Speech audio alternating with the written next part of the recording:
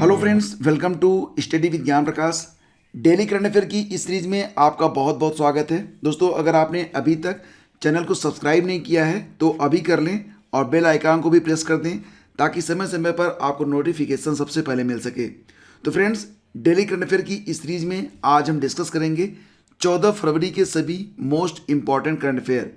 तो आप इस लेक्चर को बहुत ही ध्यान से सुनिएगा, अपने दोस्तों के बीच इसे शेयर जरूर कीजिएगा। तो पहला क्वेश्चन है, ISRO यानी कि इसरो 2022 में अपना पहला मिशन 14 फरवरी के दिन लॉन्च करेगा, जिसमें PSLV C52 एक पृथ्वी अवलोकन उपग्रह को ले जाएगा। तो यहाँ पर बताना है आपको कि इस सैटेलाइट का नाम क्या है। दोस्तों, इसका नाम होगा EOS 04 यानी कि विकल्प डी हमारा यहाँ पर करेक्ट है। देखिए फ्रेंड्स, ये PSLV C52 एक अर्थ ऑब्जर्वेटरी सैटेलाइट 04 को लेकर जाएगा और इसके लिए जो काउंटडाउन है ये स्टार्ट हो चुका है 13 फरवरी को ही। 14 फरवरी को अर्ली मॉर्निंग यानी कि 5:59 पर ये लॉन्च हो जाएगा और इसके लिए जो काउंटडाउन है ये 13 फरवरी को 4:29 पर स्टार्ट कर दिया गया है। देखिए फ्रेंड्स, ध्रुवीय उपग्रह प्रक्षेपण यान यानी कि polar satellite launch vehicle C52 का वजन 1710 किलोग्राम है और यह मिशन 2 छोटे उपग्रहों को लेकर जाएगा। PSLV C52 14 फरवरी को सतीश धवन अंतरिक्ष केंद्र श्रीहरिकोटा से लॉन्च किया जाएगा। और फ्रेंड्स, बात हो रही इसरो की, तो याद रखिएगा इसरो की स्थापना हुई थी 15 अगस्त के दिन 1969 में। इसका जो हेड ऑफिस है वो बेंगलुरु में है और इसके वर्तमान में जो अध्यक्ष हैं वो हैं S सोमनाथ। इसके पहले कौन थे? K सिवन थे। आगे बढ़ते हैं, टाटा सन्स प्राइवेट लिमिटेड के फिर से अध्यक्ष कौन बने हैं? देखिए फ्रेंड्स, इसका आंसर हो जाएगा ऑप्शन सी यानी कि N चंद्रशेखरन। तो N चंद्रशेखरन को मैराथन मैन भी कहा जाता है, ये भी आप याद रखिएगा। ये एक जाने माने खिलाड़ी भी रह चुके हैं। देखिए फ्रेंड्स, टाटा सन्स की कमान एक बार फिर N चंद्रशेखरन को सौंप दी गई है। N चंद्रशेखरन को एक बार फिर से 5 साल के लिए टाटा सन्स का एग्जीक्यूटिव चेयरमैन नियुक्त कर दिया गया है। 2017 में साइरस मिस्त्री को हटाकर टाटा सन्स का चेयरमैन बनाया गया था N चंद्रशेखरन को। N चंद्रशेखरन ने भारतीय कॉर्पोरेट जगत में योगदान को देखते हुए सरकार ने इस साल उन्हें देश के दूसरे सबसे बड़े नागरिक सम्मान पद्म भूषण से सम्मानित किया है। आपको बता दें कि इसके अलावा उन्हें 2013, 2014 और 2015 में लगातार इंडिया टुडे समूह की ओर से बेस्ट CEO का अवार्ड भी मिल चुका है। तो N चंद्रशेखरन का नाम आप लोग जरूर याद रखिएगा। आगे बढ़ते हैं फ्रेंड्स, आपको बता दें यहाँ पर कुछ महत्वपूर्ण नियुक्तियों के बारे में, जैसे कि मुनीश्वर नाथ भंडारी वर्तमान में मद्रास हाईकोर्ट के चीफ जस्टिस नियुक्त किए गए हैं। इसके पहले इलाहाबाद हाईकोर्ट के कार्यवाहक मुख्य न्यायाधीश थे।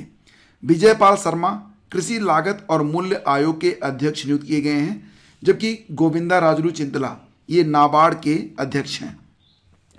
राष्ट्रीय उत्पादकता दिवस 2022 नेशनल प्रोडक्टिविटी डे 2022 कब मनाया गया? देखिए फ्रेंड्स, ये अभी हाल ही में मनाया गया था, ऑप्शन सी 12 फरवरी को। तो राष्ट्रीय उत्पादकता दिवस प्रतिवर्ष 12 फरवरी को मनाया जाता है, जिसका उद्देश्य होता है उत्पादकता, दक्षता और नवाचार को बढ़ावा देना। 2022 की थीम है उत्पादकता के माध्यम से आत्मनिर्भरता, सेल्फ रेजिलियंस थ्रू प्रोडक्टिविटी। तो ये जरूर याद रखिएगा आप। और अब हम रिवीजन करेंगे फरवरी के सभी इंपॉर्टेंट डेज का। देखिए फ्रेंड्स, 2 फरवरी को मनाया गया था विश्व आर्द्र भूमि दिवस। 4 फरवरी को मनाया गया विश्व कैंसर दिवस। 6 फरवरी को मनाया जाता है महिला जननांग विकृति के लिए शून्य असहिष्णुता का अंतर्राष्ट्रीय दिवस।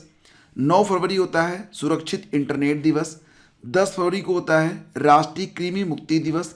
11 फरवरी को होता है विज्ञान में महिलाओं और लड़कियों का अंतर्राष्ट्रीय दिवस। 23 फरवरी को मनाया जाएगा विश्व शांति और समझ दिवस। 24 फरवरी को होगा केंद्रीय उत्पाद शुल्क दिवस। 27 फरवरी विश्व NGO दिवस होगा और 28 फरवरी को क्या मनाया जाएगा? राष्ट्रीय विज्ञान दिवस। और फ्रेंड्स, एक बात और याद रखना कि 10 फरवरी को ही अंतर्राष्ट्रीय दलहन दिवस के रूप में भी मनाया जाता है। तो ये सभी बिंदु आपको याद रखने हैं। हाल ही में किस देश ने नेशनल इलेक्ट्रिक व्हीकल इंफ्रास्ट्रक्चर कार्यक्रम को स्टार्ट किया है? नेशनल इलेक्ट्रिक व्हीकल इंफ्रास्ट्रक्चर कार्यक्रम, यानी कि जो इलेक्ट्रिकल व्हीकल हैं, ऐसे व्हीकल जो कि बैटरी से चलते हैं, वो रोड पर जब चलेंगे तो उनके चार्जिंग वगैरह की व्यवस्था इसमें की जाएगी। तो एक पूरा इंफ्रास्ट्रक्चर इसमें बनाया जाएगा और इस कार्यक्रम को शुरू किया गया है कहाँ पर? ऑप्शन ए, अमेरिका में। तो देखिए फ्रेंड्स, इस प्रोजेक्ट का उद्देश्य है एक राष्ट्रीय व्हीकल चार्जिंग नेटवर्क स्थापित करना, जिसके लिए अमेरिकी सरकार ने कुल $5 बिलियन देने की बात कही है। टोटल इलेक्ट्रिक व्हीकल रजिस्ट्रेशन में पहला राज्य कौन सा है भारत में? तो उत्तर प्रदेश। सबसे अधिक जो इलेक्ट्रिक वाहन रजिस्टर्ड हुए हैं वो उत्तर प्रदेश में ही रजिस्टर्ड हुए हैं। भारत का सबसे बड़ा इलेक्ट्रिक व्हीकल चार्जिंग स्टेशन कहाँ पर है फ्रेंड्स? तो ये गुरुग्राम, हरियाणा में है। दिल्ली चंडीगढ़ हाईवे देश का पहला इलेक्ट्रिक व्हीकल फ्रेंडली हाईवे है और वर्ल्ड इलेक्ट्रिक डे ये मनाया जाता है प्रतिवर्ष 9 सितंबर को। दुनिया के सबसे ऊंचाई पर इलेक्ट्रिक व्हीकल चार्जिंग स्टेशन स्थापित किया गया है हिमाचल प्रदेश के काजा में, जरूर याद रखिएगा इसको। और विश्व की पहली लिथियम रिफाइनरी सेटअप ये कहाँ पर बनाई जा रही है? देखिए फ्रेंड्स, ये बनाई जा रही है गुजरात में। तो सभी बिंदु बहुत ही इंपॉर्टेंट हैं, ध्यान से देखिए इनको। अगला क्वेश्चन देखते हैं, हाल ही में किस देश ने ड्रोन आयात पर प्रतिबंध लगा दिया है? तो ड्रोन आयात पर प्रतिबंध लगाने वाला जो देश है ये है हमारा प्यारा भारत। ऑप्शन सी इसका करेक्ट है। देखिए फ्रेंड्स, 9 फरवरी 2022 को केंद्र सरकार ने सुरक्षा, अनुसंधान और रक्षा उद्देश्यों के अलावा अन्य ड्रोन के आयात पर प्रतिबंध को लगा दिया है। सरकार ने मेड इन इंडिया ड्रोन को बढ़ावा देने के उद्देश्य से ड्रोन आयात पर प्रतिबंध लगाया है। यानी कि जो कारण है वो ये है कि मेड इन इंडिया को बढ़ावा देना। हालांकि ड्रोन के पुर्जों के आयात पर कोई रोक नहीं होगी। तो ड्रोन बनेंगे अब भारत में ही, ड्रोन के पुर्जे ये आयात हो सकते हैं, लेकिन कोशिश है कि मेड इन इंडिया का जो एक प्रोजेक्ट स्टार्ट किया गया है उसको आगे बढ़ाया जा सके। देखिए friends, Stockholm International Peace Research Institute यानी कि सिप्री के मुताबिक भारत ने 1998 में इजराइल से अपना पहला अनआर्म्ड व्हीकल UAV यानी कि ड्रोन को खरीदा था। कब खरीदा था?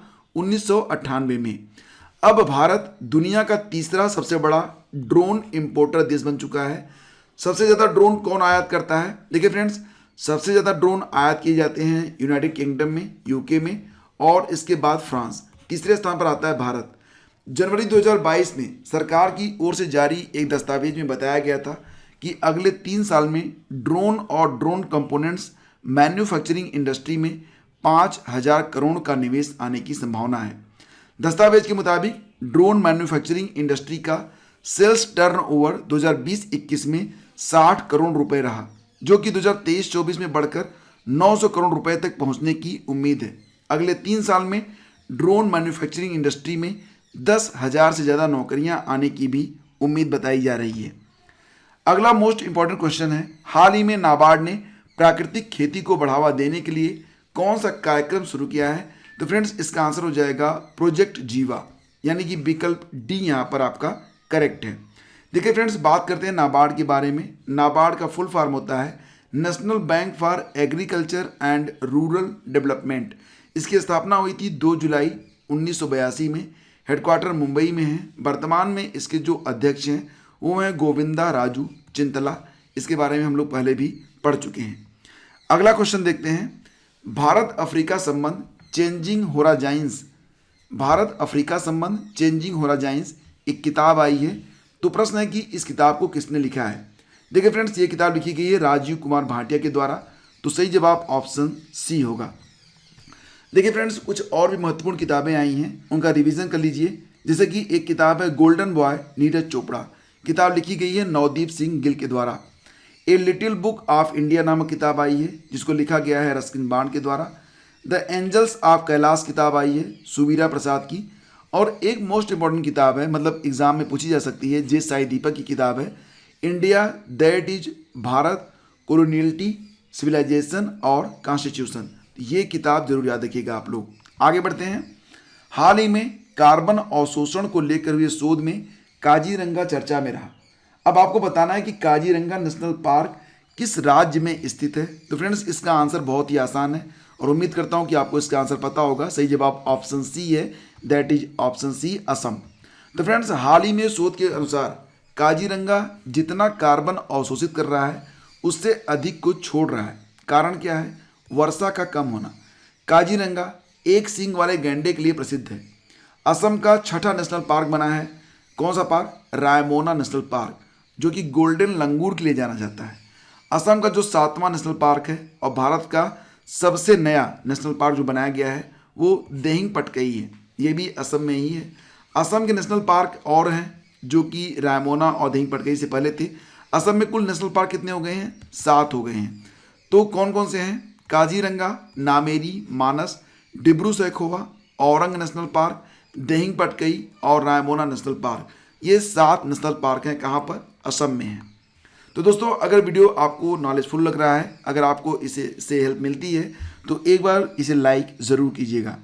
हाल ही में ड्रोन को नागरिक हवाई क्षेत्र में अनुमति देने वाला पहला देश कौन बना है? ड्रोन को नागरिक हवाई क्षेत्र में अनुमति देने वाला पहला देश बन गया है इजराइल। सही जवाब ऑप्शन ए होगा। देखिए फ्रेंड्स, इजराइल पहला देश होगा जो कृषि, पर्यावरण और अपराध के खिलाफ जनता व अर्थव्यवस्था सुधार के लिए ड्रोन का संचालन करेगा। भारत ने 150 गांवों को उत्कृष्टता के गांव में बदलने के लिए इजराइल से समझौता किया है। और ये भी याद रखना कि इजराइल की राजधानी जेरूसलम है। वर्तमान में नए प्रधानमंत्री कौन बने हैं? Naftali Bennett. राष्ट्रपति हैं इसाक हर्जोग।